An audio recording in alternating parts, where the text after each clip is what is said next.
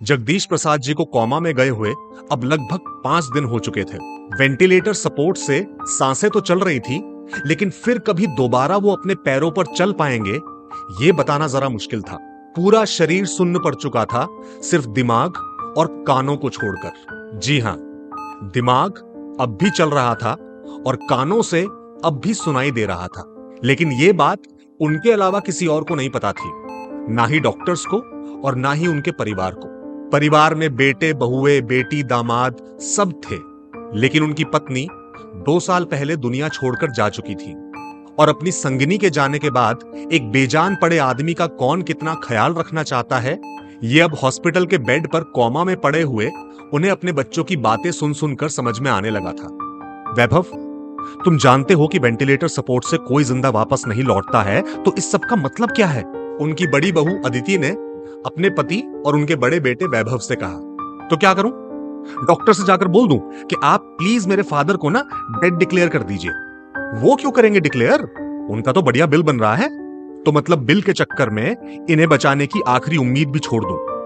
वैभव ने गुस्से से कहा। बेड पर लेटे जगदीश प्रसाद अपने कानों से अपने बेटे की ये बात सुनकर उसे गले लगाना चाहते थे, लेकिन ये अब उनके बस में नहीं था। और तभी अचानक एक बार फिर उन्हें उसकी आवाज सुनाई दी। अदिति, अदिति बेबी, बात को समझो।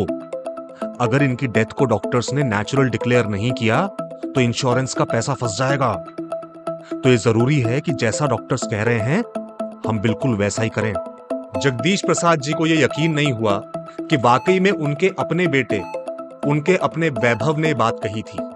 उन्हें विश्वास नहीं हुआ कि उसका असल ध्येय सिर्फ उनकी इंश्योरेंस पॉलिसी का पैसा लेना था। और इतने में ही उन्हें वहां अपने छोटे बेटे विपुल की आवाज सुनाई दी। कैसे हैं पापा? विपुल ने वैभव से पूछा। वैसे ही हैं, कोई खास इंप्रूवमेंट नहीं है। और इतने में ही अदिति ने विपुल से कहा, विपुल, शिवांगी से कहना कि आज रात का खाना वो भिजवाएगी। भाभी, वो 8 बजे ऑफिस से आकर कैसे भिजवा देगी खाना? ओह, तो मतलब मैं ही खाली हूं ना घर में, तो सुबह से लेकर शाम तक रसोई में जुटी रहे। भाभी, आप फिर से सीन मत क्रिएट करो प्लीज। ओह, मैं ही सीन क्रिएट करती हूँ, राइट? चुप, बिल्कुल बिल्कुल चुप। वैभव ने अपनी पत्नी अदिति को डांटते हुए कहा। किसी को खाना भिजवाने की जरूरत नहीं है, मैं कैफेटेरिया से मंगवा लूंगा खाना। खुश? हाँ तो मंगवा लेना। ये कहते हुए गुस्से में अदिति ने अपना बैग उठाया और झटाक से रूम से बाहर चली गई। और तभी वैभव ने विपुल से कहा, सुन, मैं जरा घर से नहाकर आता हूं, तू तब तक यहीं रह। जी ठीक है भैया। वैभव और अदिति के वहां से जाने के बाद विपुल ने फौरन अपने मोबाइल पर क्रिकेट मैच देखना शुरू कर दिया। जगदीश प्रसाद जी देख तो नहीं सकते थे, लेकिन साफ साफ सुन पा रहे थे कि उनका छोटा बेटा अपनी फेवरेट टीम के जीतने पर कितना खुश था। कि इतने में ही उसकी पत्नी शिवांगी रूम में आ गई। कुछ कहा डॉक्टर्स ने? नहीं, अभी नहीं। कोई विजिट करने भी नहीं आया अभी तो तुमने जाकर किसी को बुलाया नहीं? अरे मुझे लगा वो अपने आप। हाँ हाँ, आपके लिए तो सब अपने आप ही हो जाएगा ना। क्या हुआ शिवांगी, गुस्सा क्यों हो? Leave it. अच्छा सुनो, मैंने पापा से बात की है। इंश्योरेंस का पैसा मिलते ही बैंगलोर में एक पेंट हाउस बुक कर देंगे। 5 साल में कम से कम डबल रिटर्न देगा। Oh really? हाँ, और मेरी बात ध्यान से सुनो। अपने भैया से कह देना कि शिवांगी की बात अभी पूरी भी नहीं हुई थी कि अचानक ही विपुल के फोन पर उसकी बहन विन्नी का कॉल आ गया। क्या हुआ? क्या बोल रही थी विन्नी? विपुल के कॉल डिस्कनेक्ट करते ही शिवांगी ने फौरन उससे पूछा। वो एक्चुअली और इसके पहले कि विपुल कुछ कहता, रूम में वैभव भी आ गया। बोलो ना, क्या बोल रही थी विनी? शिवांगी ने एक बार फिर पूछा। क्या हुआ? क्या कह रही थी विनी? अब वैभव ने भी हैरानी से पूछा। कुछ नहीं, वो कह रही थी कि इंश्योरेंस का पैसा। क्या? उसे किसने बताया इंश्योरेंस के बारे में? वैभव ने झल्लाते हुए पूछा। भैया, वो एक दिन मैंने ही। विपुल ने वैभव और शिवांगी से नजरें बचाते हुए कहा। विपुल, तुझसे एक जिम्मेदारी ठीक से नहीं निभाई जाती यार। अब वैभव की आवाज रूम से बाहर भी सुनाई देने लगी थी। आपने ऐसी कौन सी जिम्मेदारी निभाई है जो आप मुझे बोल रहे हो? विपुल ने जवाब दिया।